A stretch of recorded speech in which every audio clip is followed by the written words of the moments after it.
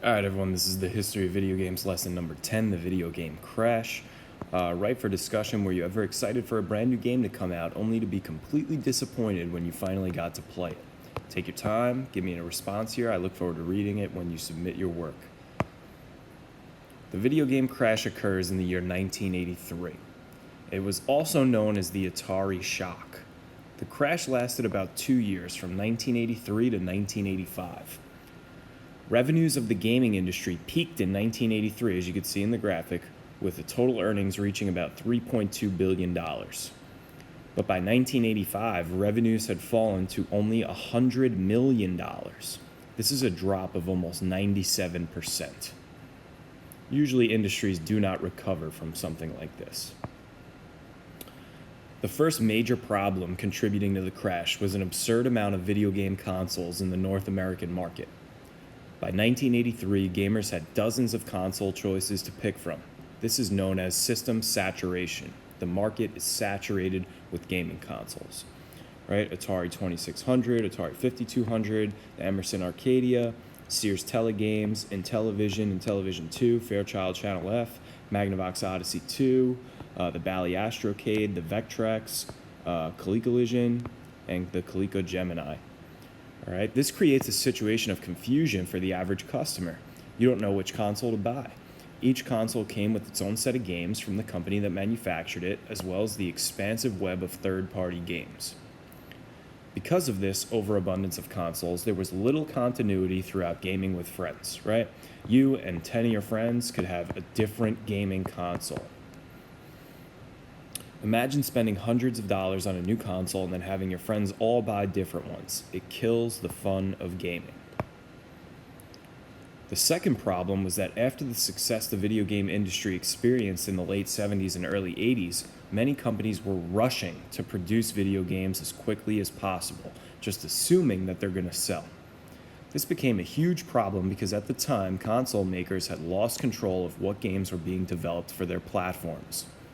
In the early 80s, Atari had unsuccessfully sued for the right to regulate third-party development for their device. This failure set a precedent which allowed any company to develop games for any device. Any blocks which were put in place by the console makers were just reverse engineered and ignored by those third-party companies. The crash was centralized around consoles. Computers were thriving.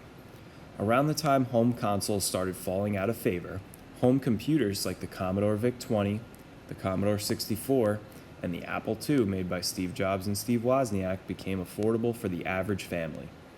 During the early 80s, the major personal computer companies were locked in a fierce price war, which brought down the overall cost of computers drastically. This allowed it to be more affordable for the middle class to purchase for their homes. By 1983, the cost of owning a home computer was comparable to owning a gaming console, and many consumers made the choice to jump ship. Computers had the ability to play games along with other functions that consoles just couldn't offer. Needless to say, the computer manufacturers of the age seized the opportunity to ask parents, hey, why are you spending money on a game console when a computer can let you play games and prepare your child for a job at the same time? So here were some of the popular computers that were hitting the market at this time. As you can see, they look much, much different than what you guys are used to today. The market was flooded with awful video games trying to be the next big hit. Even companies like Quaker Oats, Kool-Aid, and Purina Dog Food were getting in on the fun. As you can see, this is your Purina Dog Chow game. Here's your Quaker Oats game. This trend of bad games culminated with several high-profile flops, meaning games that were supposed to be huge and they turned out to be terrible. These games financially crippled video game companies and created backlash against console games. Anyone could make and sell an Atari game, and pretty much anyone did. When the third-party game development became acceptable in 1982 after the failed lawsuit, product manufacturers suddenly realized that the gates to a veritable advertising goldmine had just blown open. What's better than commercials? Interactive commercials that customers pay for or acquire for free by sending in a mountain of box tops. The result was a massive amount of 2600 games that were programmed by amateurs. Try spending an hour with the Kool-Aid Man as he chases down the tear-shaped thirsties that are siphoning the world's Kool-Aid supply from children, right? These concepts and these games are cheesy, built very poorly, and very unpopular amongst the community. The number one gaming company at this time is Atari, and they're making a lot of boneheaded moves. Two of the most frequently cited examples of this are the Atari adaptation of Pac-Man and a video game called E.T. the Extraterrestrial, a game so bad it is widely considered the worst video game of all time. Atari also struggled with its game programmers who felt they were underpaid. They were, and were disgruntled about being disallowed to sign their name to their work, as Atari feared they'd be hired away by their competitors. All right, so you play a game today, you reach the credits, all the game developers' names are in the credits. Atari would not allow game developers to put their names on their work. That would be like telling an artist that he can't sign his painting.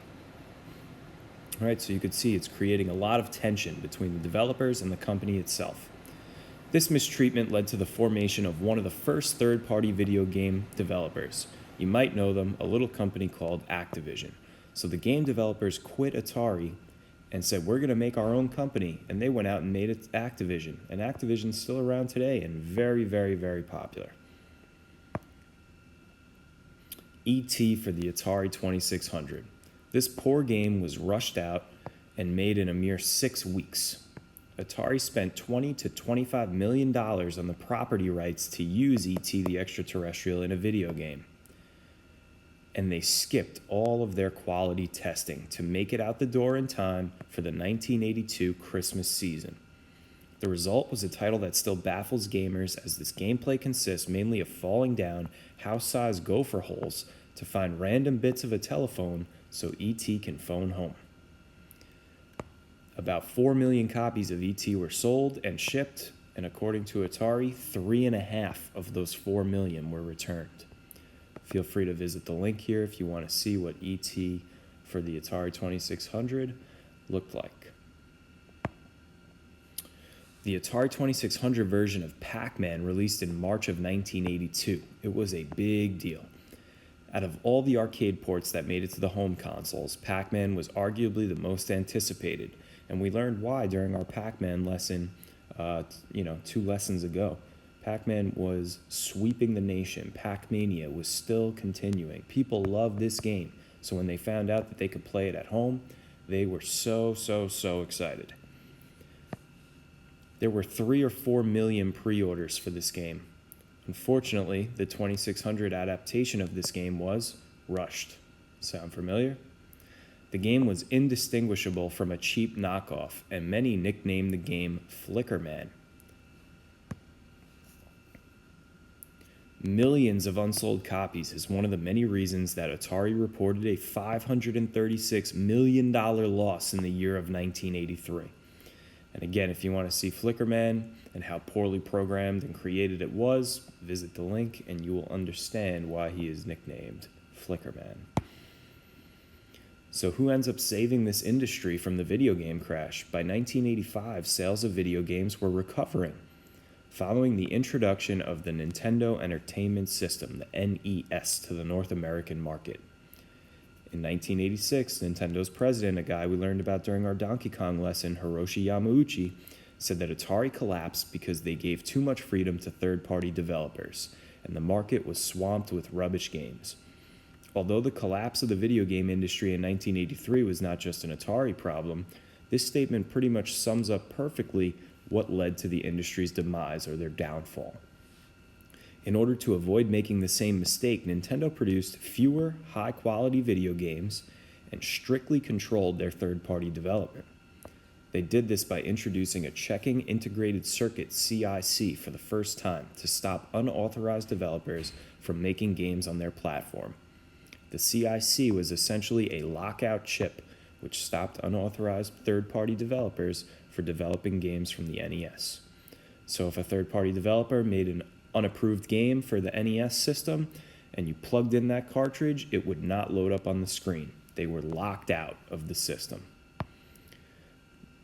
Nintendo saves the industry by pretty much guaranteeing three things, or becomes the savior of the industry for three reasons. They were the dominant company in video games. They had control over third-party development of video games, led to better quality video games, okay, and more emphasis on development and testing before release. If you saw Nintendo's official seal of quality, they were guaranteeing that this product is good, it has been tested, and it is worth the purchase. Nintendo still uses this today, so if you have any Nintendo games at home, go pull out the game box, look on the manual. This seal of quality in some shape or form will still be on there. Okay, if you guys would like to watch E.T., again, visit this link here. If you would like to see the Kool-Aid Man 2600 game, visit here. And if you'd like to see Pac-Man, otherwise known as Flickerman, visit here. Thanks for watching. Don't forget to submit your